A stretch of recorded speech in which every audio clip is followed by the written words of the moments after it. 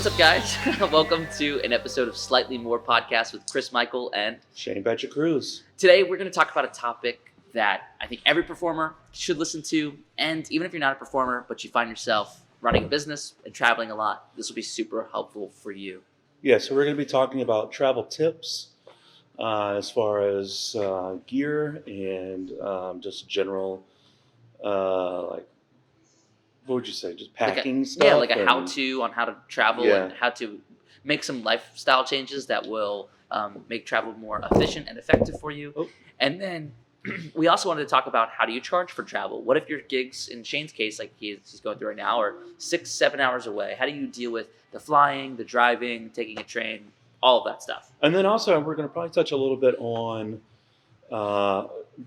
does being in a specific market help out your career? So, But like a specific area. like a specific area, not market as far as like birthday parties or corporate, but like a general physical area, right? So let's start off with just some general travel tips as far as gear goes. Do you have anything for that? Yeah, I think gear-wise, that's going to be the biggest thing that holds you back from travel, because Yeah. anybody can hop in a car and drive 4 hours and be fine. But when you have to bring an entire show with you, it's going to be a lot more difficult. For instance, I'm in March doing a run of 5 shows in 5 different cities, from Boston down to either Charlotte or Raleigh. Anyway, Yeah. and so I easily could hop on a plane and fly to each one of those, but taking my gear with me and making sure to get enough like casing flying with your gear is always somewhat of a nightmare if you're bringing a lot of stuff. But anyway, try to condense it to the amount that you can to feel comfortable with. I never ever will get rid of my sound system. Usually, it's something that I always want to bring. Me and Shane, firsthand experience, we've seen horrible things happen when we don't use our own sound system. Yeah. A lot of clients will tell you, "Oh no, we have a sound system at the venue. Don't worry about that." And then you get there, because this is coming from people who don't know what a good sound system is. They just Right. figure, "Oh, the venue has a microphone and some speakers and Sometimes it's that's speakers it." built into the ceiling, which can be Yeah. nice, but a lot of time these hotels, those were built long ago. Yeah, because you end up with I think we've briefly spoken about this before. You end up with a situation where they either don't know how to, the speaker system is either not good, number one. Yeah. Number two, they don't know how to turn it on and use it. And then number three, you get it going, but then they don't have anybody there that knows how to tweak it and that sort of thing. And Yeah. so it's just, when you are playing at a bigger level and you can play event venues that are specifically event venues, then I would say that you wouldn't need to worry about Not as much, yeah. bringing your own sound system. But until that point, it pays to bring your own stuff, and plus, you know how to use your own stuff, and so it just makes for a more seamless Yeah. experience. So I do travel with my my plugins, my wires, You have a my lot. transmitter. Yeah, I travel with like the bag of stuff that plugs into the speaker, but I don't bring the actual speaker itself, because more often than not, if there's an issue, it's not going to be with the speaker, because those things are built to last. I mean, it's really, that's what it is. It's just a speaker.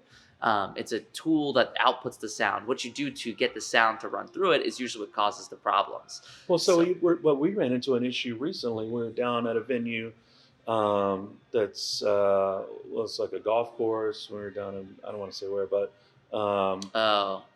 Yeah. we ran into an issue where you couldn't plug in. They didn't have an option for you to plug into their system because it was such an old system. Yeah, normally I would check that ahead of time, and I did bring my speaker with me for that one because I didn't check.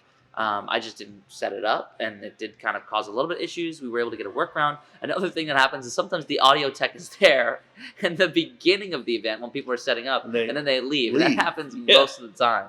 Yeah. Actually, a lot of event venues specifically, they try to be out of there by the time the event starts. So they'll just be there to set up and not really to take care of the rest of the event. So maybe if you are in a situation where you can't bring your speaker system or your equipment, ask that the audio tech is required to stay there throughout your show. That would make it a lot easier. So I don't bring my speaker when I'm flying, but I'll bring it pretty much any other time. If I'm flying, I'll just bring the little bag of things that plug into the speaker, and usually that gets me through. Um, in those cases, I also check with the venue or the event coordinator and ask them to send me information to the speaker. And because I'm just like a really simple guy, I'll sometimes ask them just to take a picture of the back of the speaker and send it to me. Yeah. But a lot of the time, if they just give me the speaker, like the name and the model, I can look it up and see if it's got the inputs that I need. Yeah. Like when I went down to Florida, that's how every time I've been down to Florida, I've done the exact same thing. Yeah. So I'm currently, and Chris has been telling me that I need to be wary of what I'm getting. Mhm. So I'm currently, because my issue now is all of my gigs, because I'm looking to move to the Northeast. And so all of my gigs are like 5, 6, 7 hours away now. And so I really don't want to be carrying around a speaker and then a separate bag for that, and then another little bag for all the cords, and like I don't want to be doing that. So because there might be time, most of the time, if it's 5 hours or so, I'll probably travel. I'll just drive. But you get into 6, 7, 8 hours, I'm like, Yeah. do I really want to drive every single time? Is it much? It's just much easier for me to take a train at the very least, and even then, I still have to lug stuff on the train, and so Watch over it. yeah, and so I'm currently looking for like an all-in-one system that's not going to cost me $3,000. So the best Um, way to do that, I don't even know if I've shared this with you. I must have. What was taught to me is if you're going to go 5, 6, 7, 8 hours away, and you have really realistically, you should have 2 versions of your show. And this is just good because if you ever lose your stuff on a plane, you still have a show. If you ever need to be in 2 places super quickly, you can set up your show in one location and then go do another show and then come back and it's already set up. I don't have 2 versions of my show, and it's shot me in the foot more times than one. And so if you have 2 versions of your show, what do you mean by 2 versions? Explain that though. when I mean 2 versions, I really mean like I actually just mean equipment, like duplicate equipment for everything. Oh, okay. So not Not a like duplicate show. Yeah, yeah, I'm sorry. right. Yes, because I was thinking like, Yeah, I do know you what you mean like a meant. big show and then a streamlined show? Right. or Yeah. like- Yeah. Well, Yeah. that would work too if it's all different props. But there's a lot of bleed over between the props that I use in like different shows as well. Right. So, if you have 2 different versions, you can FedEx ground ship your stuff. It takes 2 days, costs $70, and it's guaranteed. So if anything happens, plus you can track it the whole way there. You just tell somebody at the venue when to expect your stuff. You Yeah. FedEx ground ship it. You drive there, and then it's there before you even get there. But then you got to figure 4 days for shipping, right? Because Yeah. 2 days there, you hope that it gets there on the. It's guaranteed to get there on the day that, Yeah. and then 2 days back, right? Yeah. Well, here's the Or thing. is it $70 round trip, or is it $70? $70 round trip. I think. Oh, so $70 round trip. I'm pretty sure. But you're still looking at 4 days. Maybe it is one way. $70 one day makes more sense. But Yeah. then 4 days. But that's why you have another version of your show or another set of your show. So because yeah, then- because if I need to be in DC on Wednesday Yep. and Philly on Saturday, Right. That's why Yeah. I'm having a lot of trouble with traveling almost every single day in March, is because Yeah, I don't have 2 versions of my show. What's the proper terminology for that? Not 2 versions, but just a duplicate show. just a duplicate show. Yeah. Yeah. So that's a trouble. So So now, we're having to drive. So instead of us flying places, we're literally driving up and down the East Coast. in in some March. cases from like Charlotte to Boston. Yeah, Yeah. not looking forward to that. But we got 5 days in between, so it'll be fine.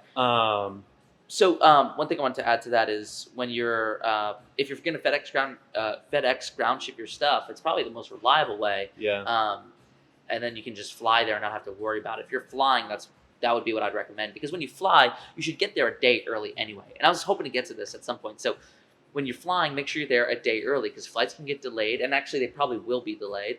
Yeah. And when you're there a day early, the person who booked you, their peace of mind is like, whoa, it's feels a lot better. yeah, And it gives you time to get adjusted, find the location, the venue. That one day before is usually the best day too. yeah.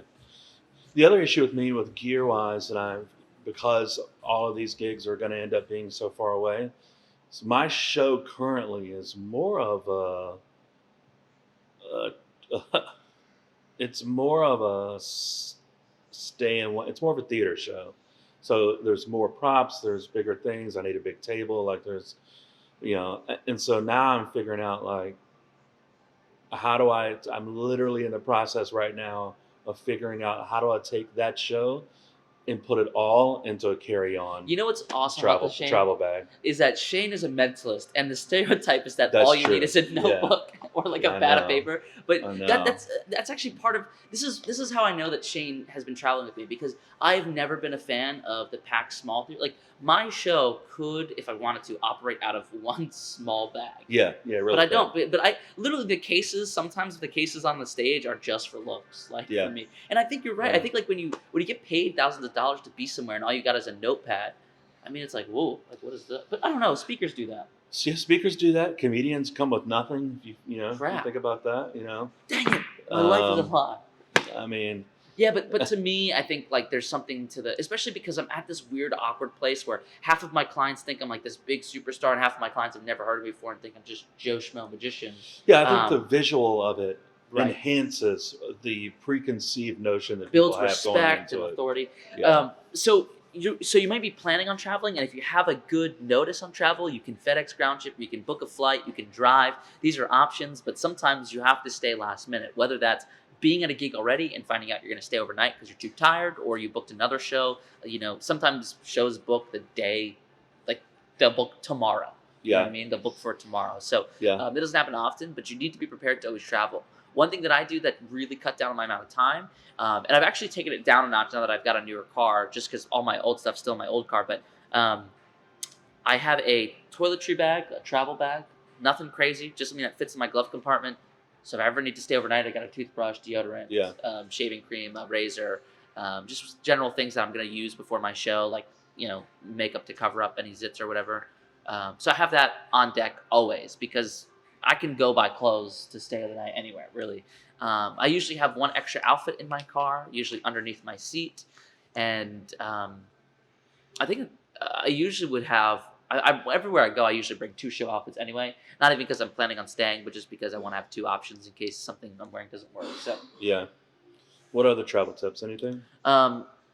Yeah, it's really hard to, like me and Shane, we run into this a lot. When we travel overnight, we really do fill up the back of our car quite a bit. Yeah. And I think that there's definitely some systems that can be put in place where, like, for instance, if your show was bleeding from your trunk into your back seat, then traveling with multiple people, finding the space is kind of difficult. That's why I think having a system that you put in place where that stuff's already in your car and it's already managed, so it's underneath the seat and the glove box, is really awesome. And it's recently, me and Shane were driving, and we were like, I think in Charlottesville, and we're like, we can't make it back. Yeah. And we had to stay overnight just unexpectedly. So it's just super late. Gosh, I had something else to say about that. Completely. That's okay. Well, maybe we'll come back to it. Went out of my mind. So, other than your show and actual things you need for your personal life, which when you're flying, keep in mind that's another thing you need to bring is a personal bag with clothes. And yeah, I always forget about that when I'm planning my amount of bags that go. I try to do as many carry-ons as possible. I'll try to do one personal item, a carry-on, obviously, and then try to condense it to one case. And Shane, you're probably now modifying your show to fit in planes, are you? Or have you not thought about that? That's what I just said. I mean, I'm literally modifying my show so that it fits in a, like a carry-on. Yeah. One of the really awesome things that I got told, this is a tip, I think this came from Eric Jones. Flight cases are awesome. It's one case that's hard shell, super secure, huge. You pay for whatever the weight is. You send that off, and then you're good to go. The one problem with having one case is that if it's lost, everything's gone. That's the issue now. So the one thing I've been thinking about is like a system like yours, right? With the sound system, where you can. So Pelican is a great brand that makes hard cases. Those the ones who do the big black shipping ones. I was trying to think what it was called. So I used to have one they make them mostly for camera gear. Yeah. But I have thought about buying one of the really big ones and putting, the speaker in that, and then all the cords and everything, and then and having that. Obviously, that's not the carry-on; that's the checked bag or whatever. But then it ends up being super expensive because it's heavy, and then if you lose it, and the great thing about those cases, they're like military grade. Like they literally, those guys in the back can literally throw them around and smash them. And they look professional. When you show up with that, it looks like but nothing's going to get messed up on the inside. So I have thought about that. Just an all-in-one, everything speaker and everything all in one big Pelican case. But then you're looking at like $150, $200 for, to check it. And then if you lose it, what do you do then? You're kind of screwed. You don't have any audio, so Yeah, a really good thing. This is a tip. I never thought I'd be sharing a Dwayne Hill tip, but here we go. oh wow, okay, A Dwayne Hill tip is look at what cities you are you can get a direct flight from and market in those cities. Those are the cities that you do without a crazy extra upcharge. You can do like an upcharge for cities that require you to do a connecting flight, because connecting flights is when they'll lose your luggage. I don't know if a lot of people know this, but if you're getting onto one plane, the chance of you losing your luggage is so small because they literally just take it, put it under the plane. Now, when they're transferring luggage, and they're bringing something that from makes one plane perfect to the sense. next, Yep. that's when you're going to lose your gear because they might not Yeah. make it in time. They might have an extra cart that got set to the Mm. side. So if it's a direct flight, you don't have to worry about that. That's just something that I want you guys to start thinking about and considering, so that maybe when you have to take a flight that there's connecting flights to, either avoid those, pay more to do a direct flight, pay more, because nothing's going to be worse to a client. They'd rather pay $200 extra for a flight than you show up and not have your whole show. Yeah. Before we get into charging for travel, I remember what I wanted to say. If you're Yeah. driving, while this can be difficult to put together, it is advantageous to look at your schedule out Mm-hmm. and see how your booking shows, right? So it's one of the things that when I came on with Chris, I'm like, dude, why are we going from why do you have a show in Charlotte, North Carolina, and literally later that same day, we're in DC? Like, he's like, oh, well, it just that's how I book shows, and I get what comes. And so Yeah. while I understand that there's a lot of times where you can't help that, like you need to book shows. I try not to And- now. I try not to do that Yeah, now. and so now where it's like, if you're thinking, because I remember one day we're in DC, and then we went down to North Carolina, and then we came back up to DC again. I'm like, why are we doing this? Yeah. So if it's at all possible, Chris has outright asked clients, hey, can you move the date of your event? Yeah, Right. and like For like certain reasons, right? So don't be scared to say, it was a hey, funeral. I asked him to. No. no. Yeah, he can be good. You just put him on ice for one Ooh. more day. Can you guys get married a different day? Because Yeah. you need magic in this one. Yeah. So try to look out on what your schedule is and figure out what is the most, if you're going to be driving, what is the most efficient way for you to get around. Okay, so a couple of things. Two things that are just off topic, but because of that. Number one is if you don't want to travel as much doing shows, like go from DC, North Carolina to DC, charge more, okay? Because then Yeah. you can do one show and then it takes the same amount of money that it would have taken to do 3 shows. That's what I've Yeah. done to fix the problem, because now just to be totally transparent, a birthday party would have been maybe anywhere from $250 to $350, if I was doing just the show. So I would have to book.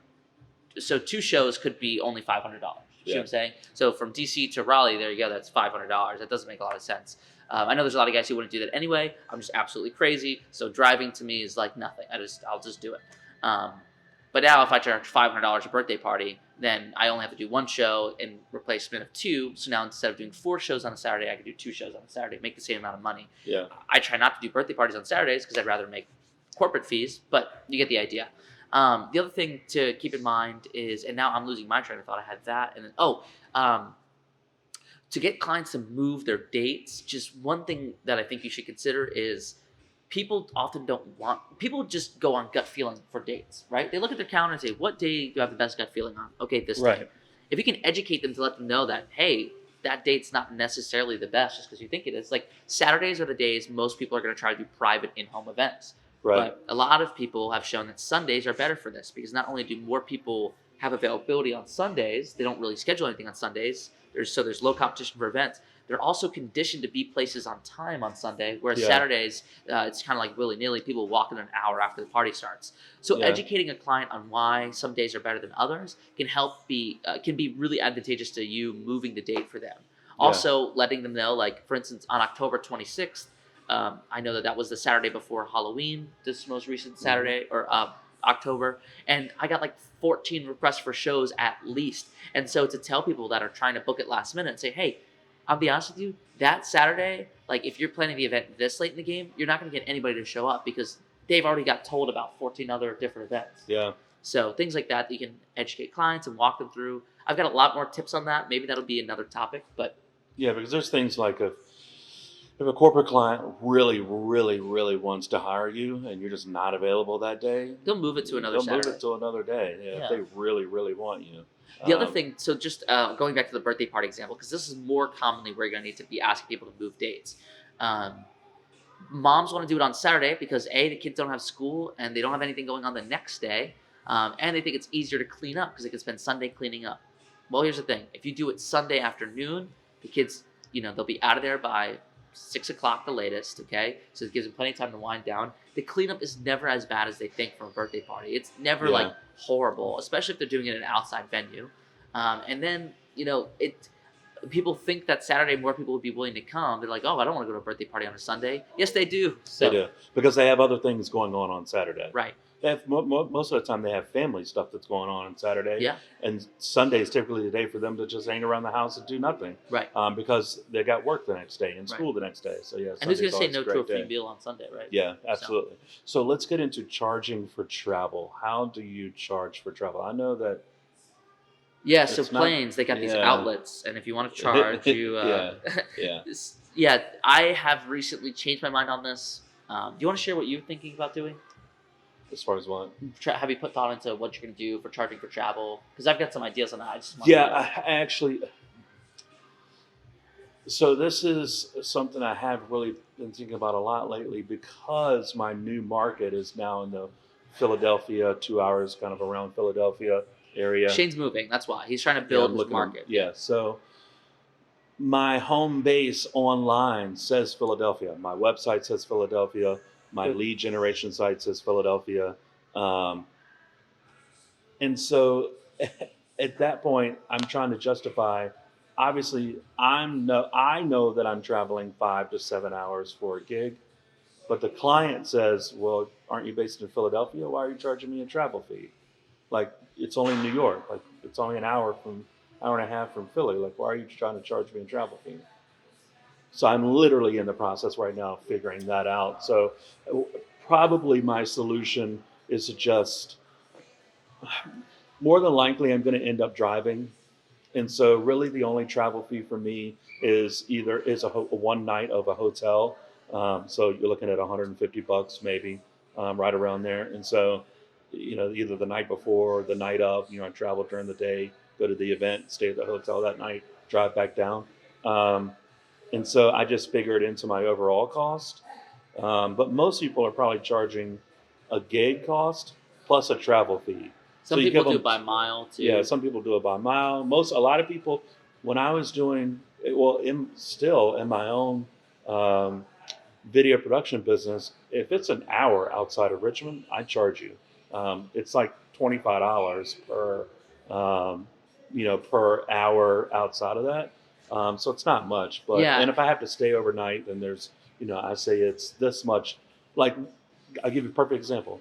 I had to go down to Charleston, South Carolina for 4 days, like a couple months ago, to film for a client. And I said, here's the cost to do the video, plus all travel fees. That includes a $250 stipend to get down there, just for gas and just that sort of thing. Plus, you need to put me up in a hotel for the 4 days that I'm there. So you can do that for your. I'm thinking about doing that for my performing business, but it just doesn't make sense for me right now. Yeah. It's hard for me to justify that when my home base is technically Philadelphia. And I can speak to so- that too. So when building momentum, it's really hard because if you're building momentum, you need to push yourself. Like I remember that's why I was going from DC to Raleigh because Yeah. I didn't want people to book the other local guy Yep. that's not going to charge them a travel fee because then the cost gets lower. Yep. But again, if really you're competing on price, you're not in the right game anyway. You should Yeah. be building people's desire for you and building your brand so that the other guys weren't a viable option for them. You're the only one who looked good enough. Yeah. And so then they'll be willing to pay that travel fee. That's the real goal. So if you find that you're not charging a travel fee because you don't want people to choose somebody else, that's the wrong mindset to be in, and you probably need to reevaluate brand. But anyway, for Shane, he's building momentum currently. He's the one who is trying to build his business in Philly. So by him sacrificing his own time to drive and not getting paid for that, that's okay because he's getting these gigs that are going to become more regular for him. Yeah. And once he's in Philly and he's got gigs already coming in, he'd be glad that you'll be glad that you were doing the drives. And, Yeah. I don't mind. it's to build an entire career. I mean, it's the hustle, it's the grind. Like people respect people who drove 8 hours and didn't get paid for it to make their career work. You know what I mean? Plus, I've already thought about saying like for instance, there's one coming up that I'm trying to lock down now that's in Pittsburgh, which is 5.5 hours from Richmond. So it's, for me to say, yeah, I'll be there. I'll be coming from Richmond. I have a show in Richmond, Virginia, and then I'll be driving up. So Yeah, it's I'm good. able to convey to the Right. client, hey, listen, I'm driving 5.5 hours. But it also makes them be like, oh wow, this guy's all over the place. Right. Um, so yeah, when I first got on with you though, you were you were staying at hotels a lot, but not charging the client for it. Yeah. You're eating that cost. Yeah. In a hotel, you don't have to stay in a Ritz Carlton. Like we stay in Days Inn, and Yeah. We stay in nice places Red Roof occasionally, Inn, but when we get a good deal. yeah. So Marriott put us in a nice place, but yeah, it's only an extra maybe $125 for Yeah. a room. Just roll that into the cost of your client. They're fine You don't with have to tell them that. If you normally charge $850, then charge $1,000.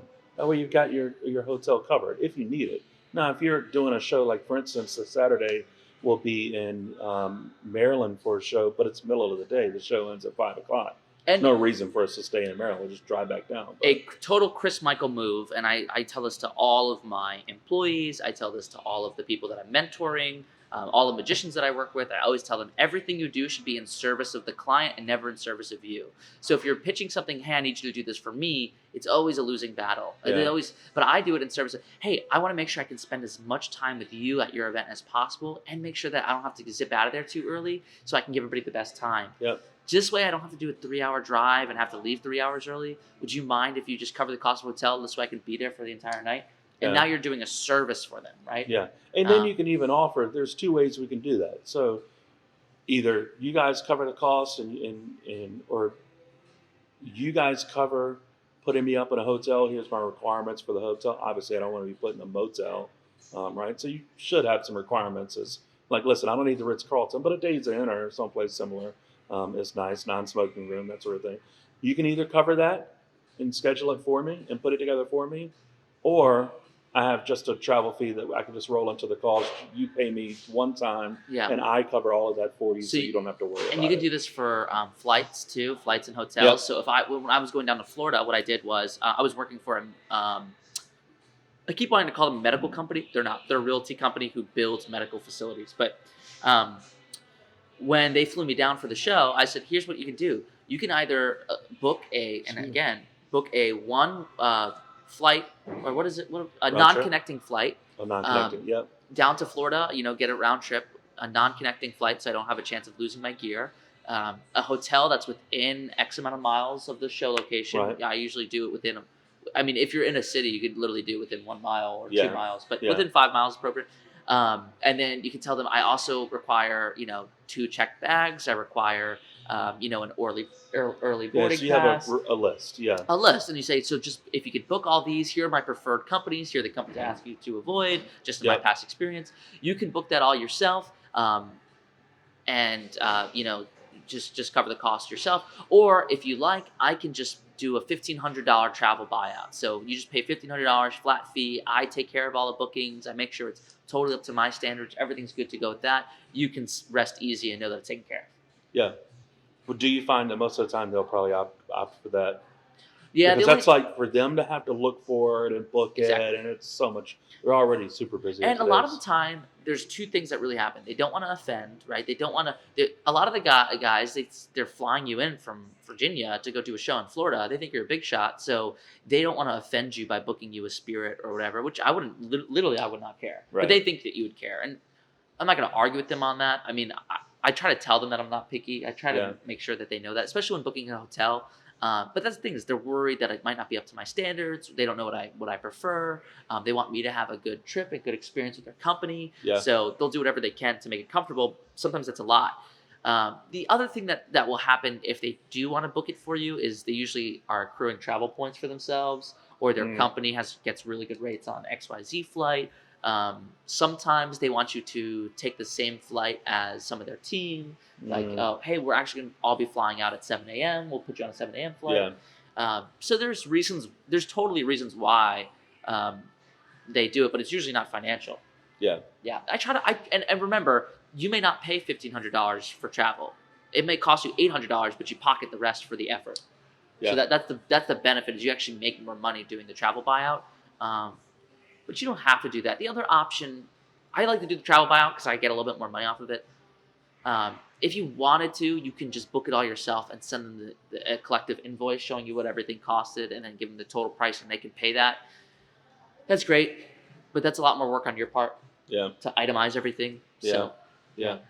All right. So let's now get into, does specific physical locations and markets make a difference in your career trajectory? right. So just to keep on theme with the travel real quick, I want to mention that some idea times that you should leave to get places, and this is dependent by area. I do a Okay. lot of work in Washington D.C. Okay, and it's a great market for magic. Just keep in mind the more shows that are coming out and being put into the ether for people to do, the more magicians there's going to be.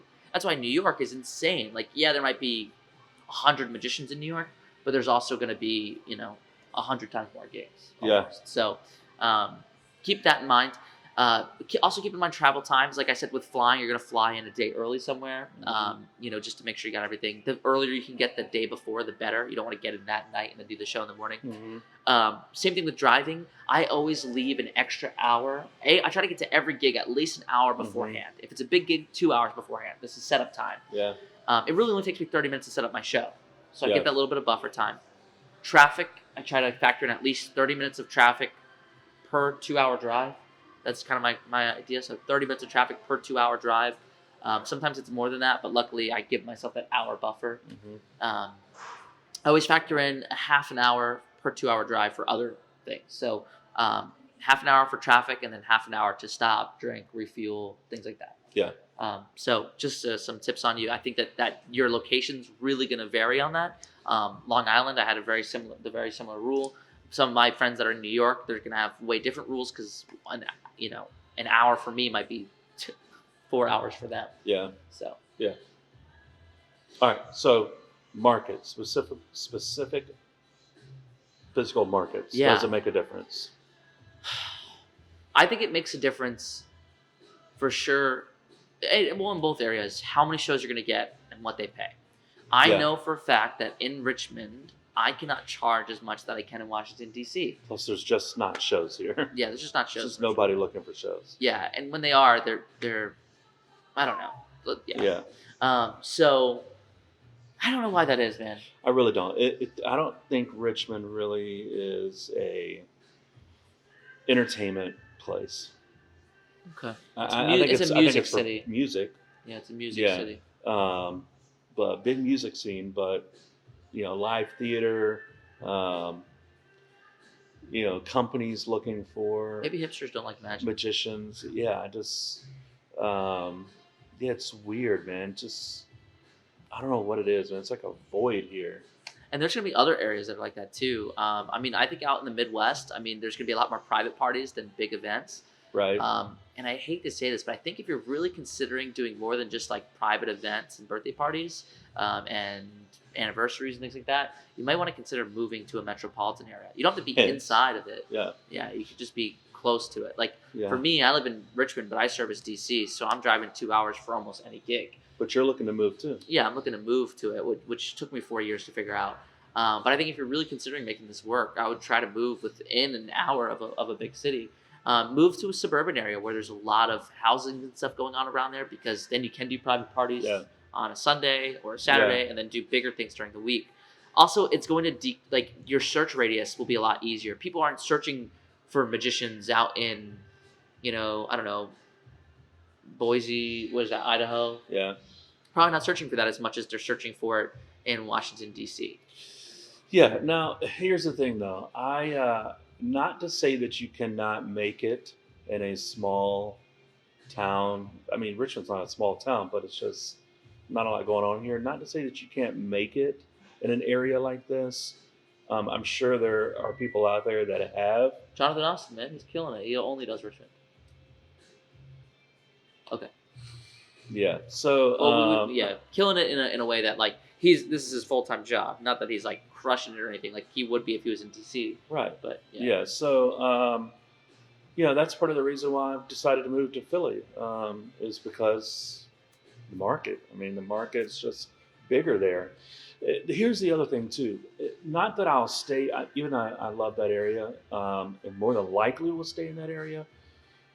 One of the main reasons for moving is just to jumpstart the career. yeah, Then once the career is established, and I can, I'm flying to places, um, and then the physical location of where I live doesn't matter as much, because I've already established a career that takes me to other you know, places, we and could then it just doesn't matter where. To an extent, it doesn't matter. yeah. It matters still because it's Philly, just like DC, is an easy place to get out of, right? Yeah, So there's more. For instance, point being, Richmond doesn't have a lot of direct flights to bigger markets, yeah. right? You have to connect all the time. Whereas DC, cheaper flights because they have direct flights out to places. So um, that's part of the reasoning behind Well, it. hold on. So The other thing too with Shane, just in regards to moving, that I think makes a big difference is now Shane, when he gets to an area and has no reviews or a lot of non-verified bookings, or sorry, no verified bookings from being in a location, it's not because you're new to Magic, which people don't want to hire you for. It's because you're new to the area, and you can right, leverage that. So to say yeah, like, they'll be like, oh, well, we couldn't find you when we searched for you. I know. Well, I just moved from Virginia, and now yeah, I was doing a lot of work out in Virginia. And I decided that Philly was really where my heart was, and so I yeah, want to come here to bring yeah, my awesome shows to you guys. yeah, So now it's like they're grateful you moved, and that explains why you don't have as much traction and everything. yeah, Not only will the amount of gigs change and what they'll pay change, but also the feel of the events. Like a yeah, feel of an event in Richmond, I know what that's going to feel like. I 100% know what that's going to feel like. yeah, It's a little bit more like high end, elegant, like hors d'oeuvres, lots of drinking. yeah, In DC, I mean, it could be really anything. It really could be anything, but I don't know, man. They're different feels, and so like, if you don't like a certain area or like the people in a certain area, well, those are the people you're going to be servicing. So keep that in mind. Like, I used to hate working in DC, hate it, hate it, hate it. Now I'm working with corporate people, and now I'm turning into that person who's speaking to big corporate events and helping people with marketing and talking about my job all the time. I've gotten accustomed to it and used to it. Now I actually prefer it, versus like being in Richmond. But just keep that in mind that there's going to be a different feel for it too. yeah. So yeah, I definitely think there's some benefits to being in a certain market. Once again, not to say that I think that there is a market for performance here in Richmond. I just haven't figured out what it is yet. The problem, I haven't figured out the angle of yeah, how to break into. I think that there is a very specific. you even tried breweries, man. Try breweries That didn't was work. you need to People be are like, the biking beard magician. yeah, yeah, But so real quick, one other side thought is your area is also going to depend on whether or not people are confident in hiring you. A lot of the time right now in DC, people don't want to hire me if they know that I live in Richmond because they just think that's too much travel. Like yeah, people are afraid of somebody driving 2 hours to get to their event. It just doesn't make sense to them. As you get bigger, it doesn't matter because they could fly a guy in from LA, New York, or have a guy just drive 2 hours. So now I'm actually closer than most of my competition. yeah, But just keep that in mind. Like you might be scaring off clients, especially if you're doing private events where people don't feel it's that quote big. If you're an hour away, they might not hire you. They might just look for people who live within 20 minutes. yeah, yeah. Definitely, it might be a reason for you to create. This is not a topic that we're going to go in depth on, but landing pages for your website.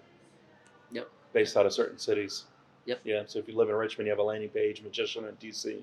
So this was just Right. a lot of word vomit of us just trying to get our feelings Yeah. about travel out. I think Yeah. that there's some real nuggets in here, especially I think for guys who travel all the time, they'll have their systems and they've got it figured out. I don't know if there's anything in here that's new and unique to you guys, but those of you who are thinking about starting to travel, I think that there's some really awesome resources in this one, and Yeah. I really think that you don't have to use all of them. Pick and choose which ones work for you. Maybe something we said planted the seed and changed into an idea. And if you have other travel tips that maybe we didn't address or I don't even know of or Shane doesn't know of, I bet you can make a huge difference in our lives. So Yeah. comment below. Let us know what those tips are that you guys use that can make it easier on us when traveling. And then the other people who read that will be really grateful as well.